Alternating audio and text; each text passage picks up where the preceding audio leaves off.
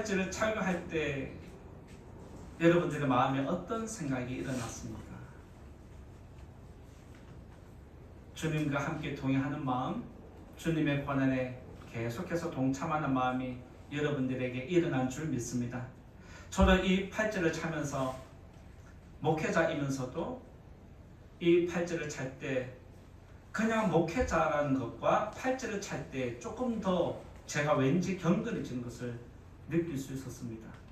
제가 아마 이런 것을 느꼈다라면 여러분들도 팔찌를 착용하면서 주님의 권한을 더 많이 묵상했을 거라 생각되어집니다. 한 주간 주님의 권한에 동참하면서 십자가를 묵상한 성도님들에게 하나님이 부활의 영광으로 함께 해주시기를 예수님 이름으로 축복합니다. 저는 한 주간 어떤 것을 절제할까라고 생각을 해보았습니다. 여러분들은 일주일 동안 절제하는 삶을 살아오셨나요? 제가 지난주에 그렇게 절제하는 삶을 살자라고 말씀드린 다음에 나에게 절제할 게 무엇이 있을까 생각하다가 제가 절제할 것은 이거밖에 없다라고 생각을 했습니다. 그게 뭐냐면 제 핸드폰에 올팜이라는 농사 짓는 프로그램이 있습니다. 아시는 분은 아실 것 같고 모르시는 분은 모를 것 같은데 제가 핸드폰에서 올팜이라는 농사를 지으면 커피 농사를 지으면 커피가 배달 오고 과일을 농사 지으면 과일이 배달되어 오고 야채를 농사 지으면 야채가 배달 옵니다. 이것을 제가 몇 년 동안 하다 보니까 이건 내가 중독된 것 아닌가 라는 생각이 한 번씩 일어났었거든요. 그래서 고난주간을 맞아서 중독이 됐는지 안 됐는지 한번 확인도 할 겸 내가 이거 없어도 일상생활이 아무런 지장이 없는지 확인해 보고 싶어서 이번 한 주간 동안 농사는 짓지 말자 라고 그렇게 생각을 하고 막상 그것을 해보았습니다. 월요일부터 절제를 시작했는데 사실 생각보다 절제가 너무 잘 됐어요. 마음을 비우니까 포기하니까 의외로 쉽게 포기된 것을 또 제가 알 수 있었습니다. 그러면서 동시에 내가 이렇게 며칠 지나도 크게 미련을 안 두고 있는 거 보니까 중독은 아니겠구나 라고 생각을 했습니다. 그런데 갑자기 목요일이 되니까 내일이 예수님 돌아가신 날이니까 금요일까지 참고 토요일에 농사 지으면 안 될까라는 생각이 저한테 살짝 일어난 거예요. 이 자리에 계신 성도님들은 예수님이 금요일에 돌아가셨잖아요. 토요일에 그러면 내가 절제한 거 다시 해도 될까요? 안 될까요? 안 되죠. 왜요? 왜 안 된다고 자신감 있게 말씀하실까요? 저도 그런 마음이 일어나는 건 사실이거든요. 맞잖아요. 그래서 또 저는 이제 신학을 하는 사람이다 보니까 예수님이 십자가에서 못 박혀 죽은 시간이 몇 시? 우리나라 시간으로 오후 3시거든요. 그래서 오후 3시니까 굳이 토요일이 아니고 금요일 오후 3시에 죽었으니까 그 이후에 예수님 무덤 내려가셨으니까 내가 좀 절제하는 거 하면 안 될까? 라는 생각이 또 일어나는 거예요. 그 순간순간 이렇게 멈췄던 것을 다시 하려고 하는 거 보니까 중독은 아닌 것 같은데 뭔가 또 육신의 본능에 따라서 습관적으로 하려고 하는 내 모습을 보면서 이게 인간의 모습이구나, 이게 나의 본 모습이구나 하는 것을 깨달으면서 성도님들은 일주일 동안 어떤 것을 절제하고 나처럼 이런 생각 했을까 안 했을까 참 궁금했습니다. 이 자리에 계신 성도님들 묻습니다. 일주일 동안 절제한 것 있으시죠? 금요일까지만 절제하셨어요? 토요일까지 절제하셨습니까? 아마 우리 교회 성도님들은 믿음이 좋아서 토요일까지 했을 거라 믿습니다. 왜요? 토요일까지 우리가 고난주간으로 지키잖아요. 월요일부터 토요일까지 고난주간이라고 그렇게 정했고 그렇게 지키려고 했기 때문에 저도 이런 생각이 순간순간 일어났지만 아니지, 목회자가 그러면 안 되지, 성도님들도 고난주간이라 생각하고 토요일까지 하는데 네가 그러면 안 되지 라고 하면서 스스로에게 또 자책을 하면서 또 어제까지 농사를 짓지 않았습니다. 아마 농사는 오늘부터 또 지을 것 같습니다. 성도님들도 고난주간 일주일 동안 절제했다라면 그 절제하는 믿음으로 하나님께 더 큰 영광 올려드리고 여러분의 고난에 참여한 만큼 부활의 영광이 있을 줄 믿습니다. 오늘 말씀은 베드로와 요한이 기도하러 성전에 가다가 그 앞에 있는 안전뱅이를 고친 사건이 일어났습니다. 그리고 그 이후에 사람들이 우리가 분명히 안전뱅이라고 알고 있는데 이 사람이 지금 걸어 다니니까 신기한 거예요. 그래서 사람들이 안전뱅이에게 아니 너를 고쳐준 사람이 누구냐라고 물을 때에 안전뱅이가 나를 고쳐준 사람은 베드로와 요한 이 사람들이다 라고 했을 때 베드로가 그들에게 설교하는 내용이 오늘 우리가 읽은 말씀의 시작입니다. 그래서 오늘 우리는 베드로의 설교를 통해서 그 안에 녹아있는 예수님의 부활이 어떤 것이는지 하나씩 말씀드리고자 합니다. 첫 번째로 말씀드릴 것은 죽음을 이겼다는 내용입니다. 첫 번째 말씀드릴 건 죽음을 이겼다라는 내용인데 14절 15절 말씀 같이 한번 읽어보겠습니다. 14절 15절 시작. 너희가 거룩하고 의로운 일을 거부하고 도리어 살인한 사람을 놓아주기를 구하여 생명의 주를 죽였도다. 그러나 하나님이 죽은 자 가운데서 그를 살리셨으니 우리가 이 일의 증인이라. 예수님은 죄가 없는 분입니다. 믿으십니까? 예수님은 죄가 없는데 십자가에서 죽었습니다. 누구 때문에? 누구 때문에? 나 때문에. 믿으시기 바랍니다. 빌라도는 예수님이 죄가 없다는 걸 알고 있었습니다. 대제사장들, 바리새인, 백성들이 예수를 십자가에 못 박으려고 지금 대보를 하는 것은 시기심과 질투라는 걸 알았습니다. 그래서 빌라도는 그들이 원하는 대로 핍박은 했지만 죽일 필요까지는 없었습니다. 그래서 빌라도는 예수님을 풀어주려고 했습니다. 그런데 성경에 보면 대제사장들과 백성들은 살인자를 놓아주는 건 괜찮은데 예수를 놓아주면 절대 안 된다라고 크게 반항을 일으켰습니다. 그래서 빌라도는 어쩔 수 없이 예수님을 십자가에 못 박도록 그렇게 내어주었습니다. 성경은 예수님이 십자가에서 죽는 것을 정확하게 기록해 놓았습니다. 요한복음 19장 30절에 보면 이런 말씀이 기록되어 있습니다. 예수께서 신 포도주를 받으신 후에 이르시되 다 이루었다 하시고 머리를 숙이니 영혼이 떠나 가시니라. 머리를 숙이니 영혼이 떠나 가셨다라고 하면서 예수님이 어떻게 죽었는지 정확하게 기록해 놓았습니다.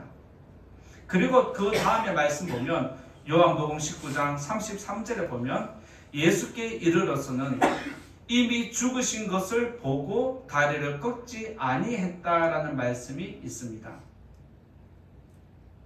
십자가에 예수님 외에 다른 죄수들이 못 박혀 있는데 그들은 아직 생명이 붙어 있으니까 다리를 꺾어 버렸습니다. 그런데 예수님한테 오니까 예수님이 이미 죽어 있는 상태입니다. 이미 죽었기 때문에 굳이 다리를 꺾을 필요가 없어서 다리를 꺾지 않았다라고 성경이 기록을 하면서 예수는 십자가에서 분명히 죽었다라고 지금 선포하는 내용입니다. 왜 로마 군인들은 십자가에 못 박혀 있는 사람들, 죄수들의 다리를 꺾어 놓을까요?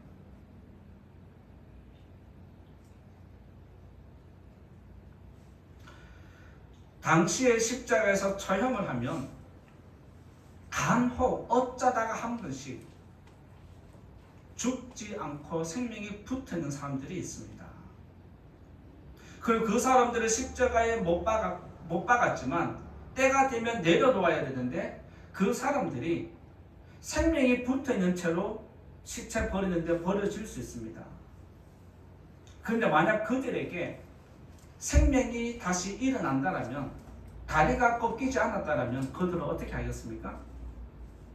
살아서 다리에 힘이 있으니까 뭐라도 어떻게 움직여서 나가겠죠.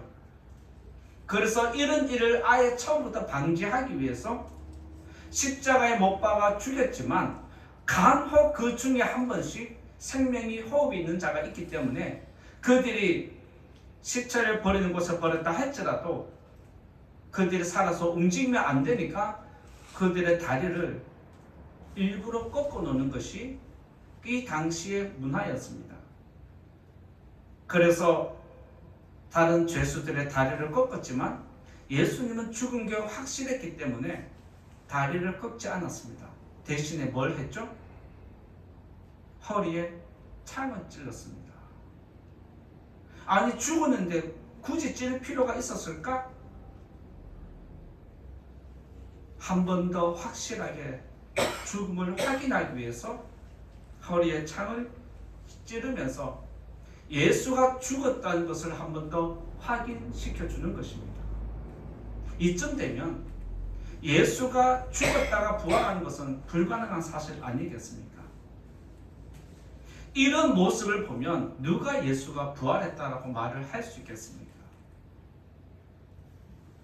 예수님의 죽음은 이처럼 로마 군인들이 인정할 정도로 그들의 죽음은 확실했지만 예수의 죽음을 그래도 믿지 못하겠다라고 하는 사람들이 있었습니다. 그들이 누구냐면 바로 대제사장들과 바리새인들, 예수님을 십자가에 못 박아 죽여야 한다고 주장했던 사람들입니다. 그래서 그들은 빌라도를 찾아가서 예수가 살아있을 때 자기가 3일 만에 부활한다 했으니까 만약 예수님의 시체를 누군가가 훔쳐가서 부활했다라고 거짓으로 주장하면 이스라엘은 더 혼란스러워질 테니까 로마 군인을 보내어서 예수의 무덤을 지켜주십시오라고 요청을 했는데 빌라도가 거절했습니다. 아니 내가 확인했고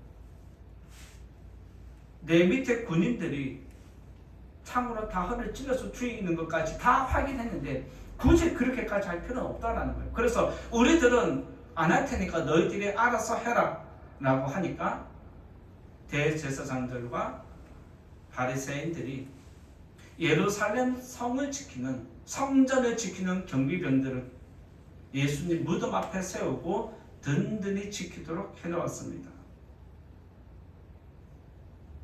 예수님은 나사로가 죽은 지 4일째 되는 날 무덤을 찾아갔습니다. 그리고 예수님이 나사로를 부르겠다라고 하니까 그의 눈이 마르다가 예수님 벌써 시체가 썩은 냄새가 날 것입니다.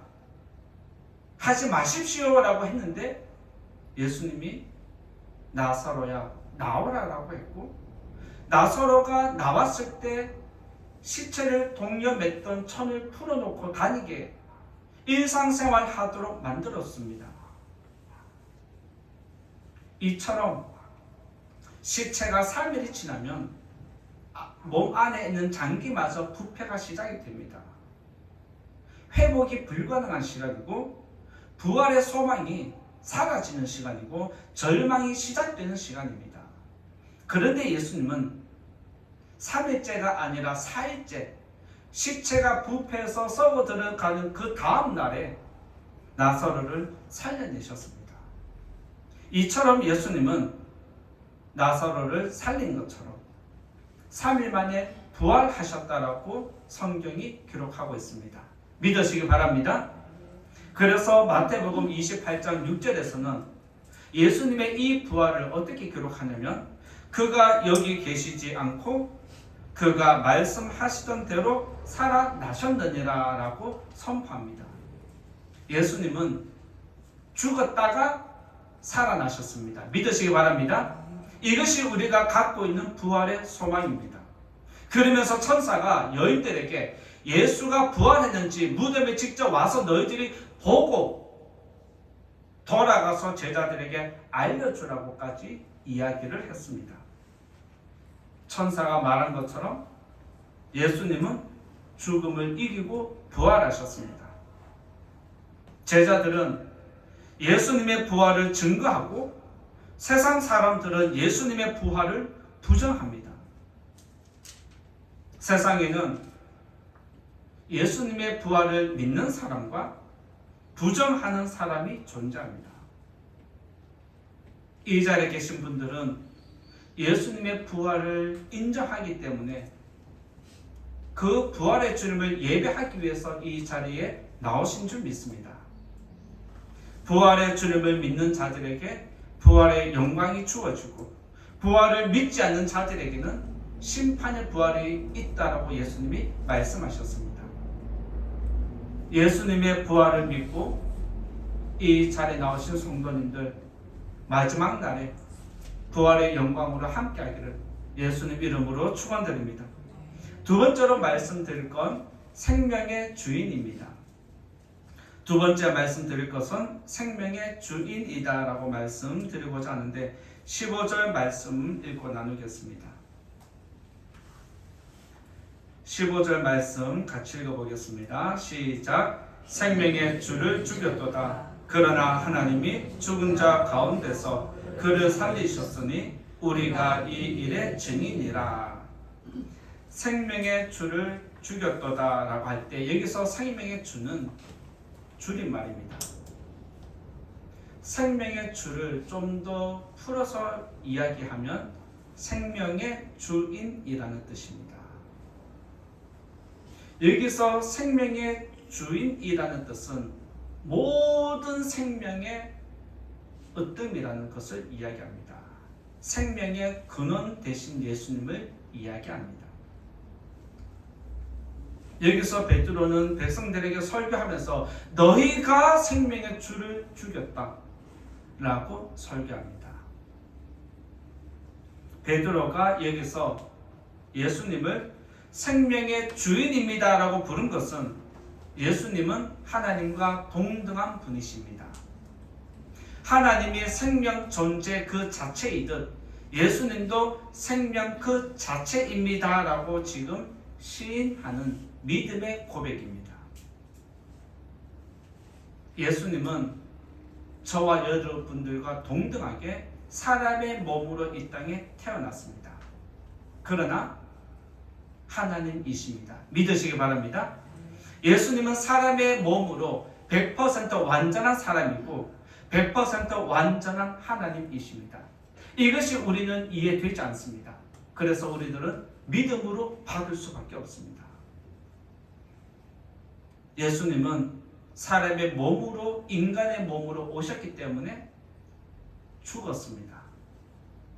그런데 앞서 말씀드린 것처럼 예수님은 생명이라는 존재 그 자체이기 때문에 사라질 수가 없는 존재, 죽어질 수가 없는 존재입니다. 그래서 예수님은 죽음에 갇혀 있을 수 없는 분입니다.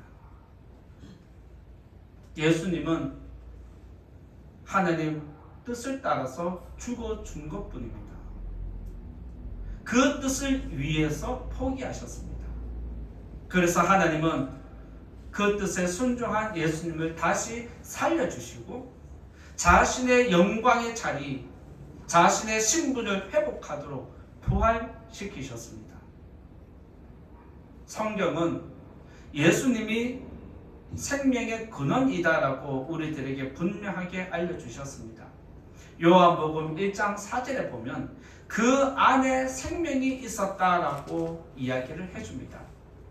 그 안에 생명이 있었다는 것은 이미 예수가 생명 존재 자체라는 것을 이야기합니다.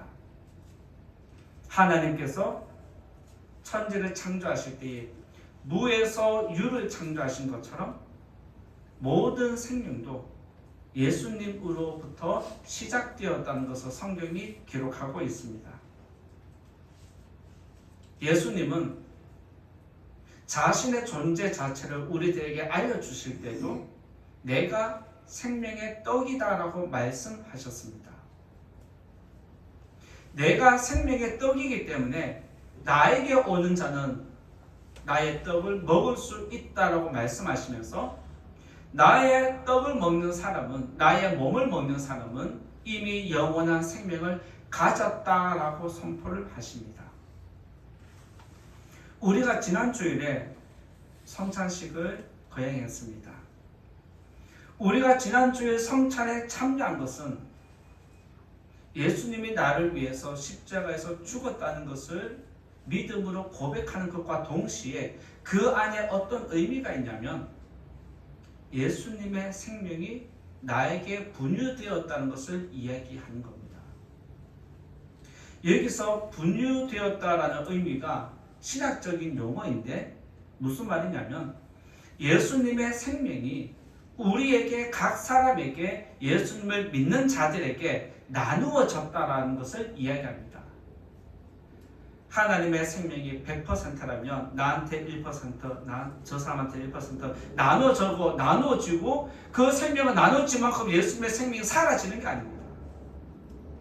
예수님의 생명은 존재 자체는 하나님이 우리에게 자신이 영원한 생명을 가진 것처럼 성찬에 참여하는 모든 사람들에게 이미 영원한 생명이 주어졌다는 것, 예수님의 생명이, 영원한 생명이 우리들에게 이미 분유되었다, 나누어져 있다는 것을 알려주는 것입니다. 그래서 우리가 성찬에 참여할 때 예수님의 떡을 먹는 것, 예수님의 피를 받는 것, 이것은 지금 이미 내 안에 예수님의 생명이 존재하고 있다라는 것을 깨닫게 하는 은혜가 있습니다. 그래서 성찬식에는 세례받은 사람들이라면 꼭 참여를 해야 합니다. 예수님을 믿는 사람은 영원한 생명을 이미 가졌기 때문에 죽어도 죽는 것이 아닙니다. 예수님 말씀대로 영원한 생명을 가진 성도는 예수님처럼 잠깐 자고 일어나는 것뿐이다 라고 성경이 이야기하고 있습니다. 예수님이 우리들 사람의 눈으로, 사람의 생각으로 해석을 하면 예수님이 죽었다 살아난 것입니다.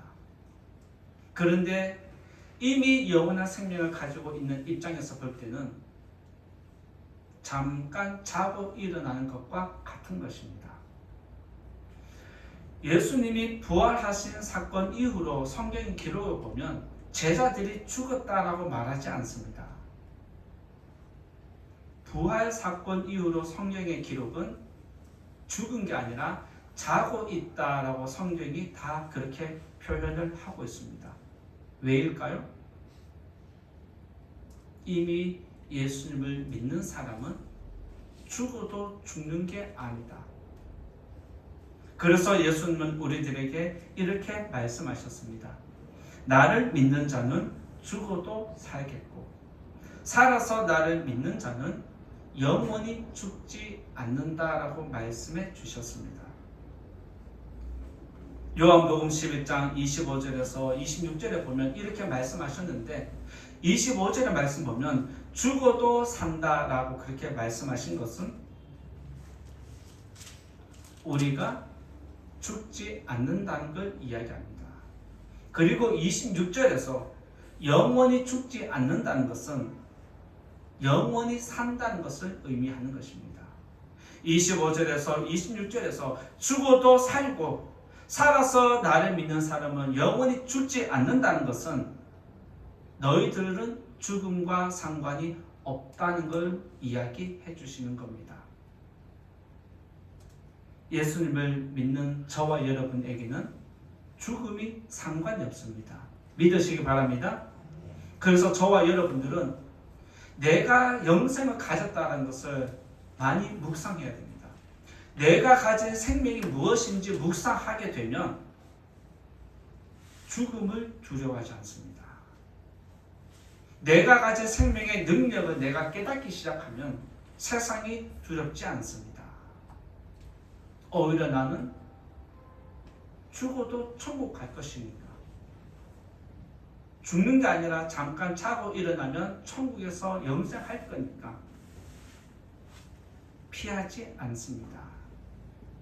따라서 이 자리에 계신 성도님들, 예수님은 저와 여러분들에게 이미 영원한 생명을 주셨습니다. 이것을 내가 누리느냐 누리지 못하느냐, 여러분들의 믿음 생활의 차이입니다. 나에게 영원한 생명이 있다는 것 믿으시고 이제는 그것을 찾아서 누리면서 세상을, 사람을 두려워하지 마시고 부활의 소망으로 이 세상을 살아가는 저와 여러분 될 수 있길 간절히 바랍니다. 세 번째 말씀드릴 건 우리가 증인이다라는 내용을 말씀드리고자 합니다. 세 번째 말씀드릴 건 우리가 증인이다라고 하는 내용인데 15절 말씀 같이 한번 보겠습니다. 15절 시작. 생명의 주를 죽였도다. 그러나 하나님이 죽은 자 가운데서 그를 살리셨으니 우리가 이 일의 증인이라. 우리가 이 일의 증인이 되어야 한다는 것 믿으시기 바랍니다. 가룟 유다가 죽으면서 예수님의 제자는 12명에서 11명이 되었습니다. 그리고 초대교회 제자들에게 성령이 임했을 때 베드로가 일어나서 예수님의 제자는 원래 12명이었는데 가룟 유다가 먼저 갔으니까 이 자리를 우리가 채워야 하지 않겠느냐 라고 하면서 한 사람의 제자를 뽑자라고 제안을 했습니다.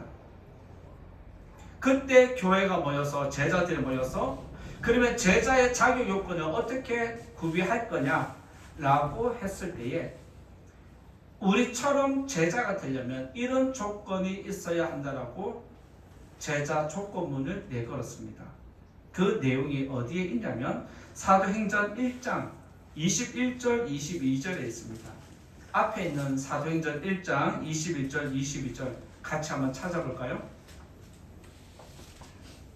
21절 22절 같이 읽어봅니다. 시작. 요한의 세례로부터 우리 가운데 올려져 가신 날까지 주 예수께서 우리 가운데 출입하실 때에 항상 우리와 함께 다니던 사람 중에 하나를 세워 우리와 더불어 예수께서 부활하심을 증언한 사람이 되게 하여야 하리라.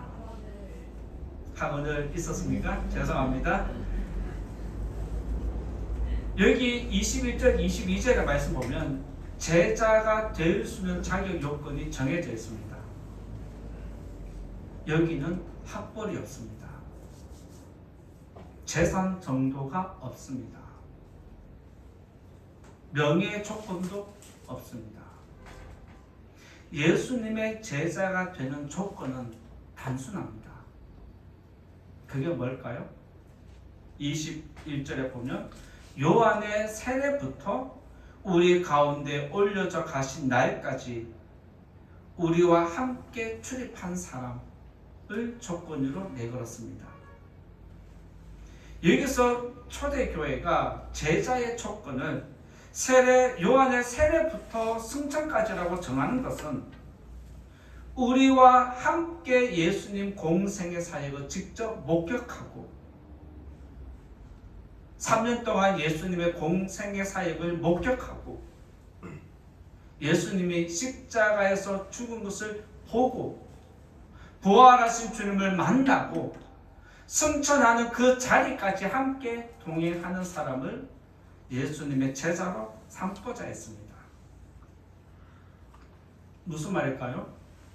예수님의 사역을 처음부터 끝까지 눈으로 직접 목격한 사람입니다. 단순하지 않습니까? 자신이 목격한 예수님의 사역과 부활을 직접 목격했다라면, 살아있는 증인이라면, 자기가 똑똑히 보았다라면 누군가한테 예수님을 이야기할 때 똑바로 사실을 객관적으로 전달하지 않겠습니까?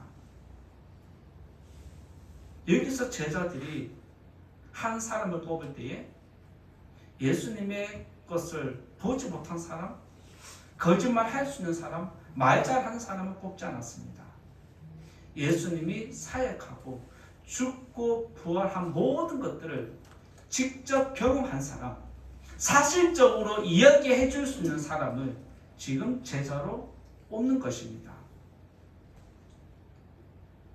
그리고 예수님은 제자들에게 부활하신 다음에 직접 손에 못자국이 난 것, 허리에 창자국이 난 것까지 친히 보여주셨습니다. 그리고 제자들에게 만져보라고까지 제자가 만지면서까지 그 사실을 확인했습니다.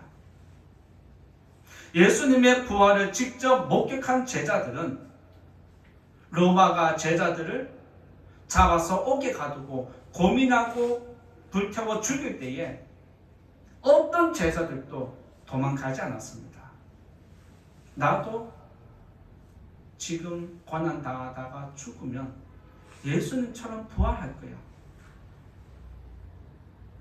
부활한다는 이 믿음이 있으니까 그들이 죽음을 두려워하지 않고 오히려 자기 생명을 기꺼이 내어주는 모습이 성경의 기록이고, 지금까지 그 부활의 생명이, 부활의 믿음이 흘러서 저와 여러분에게 지금 와 있습니다. 따라서 우리에게 전해진 제자들의 믿음은 부활의 믿음입니다.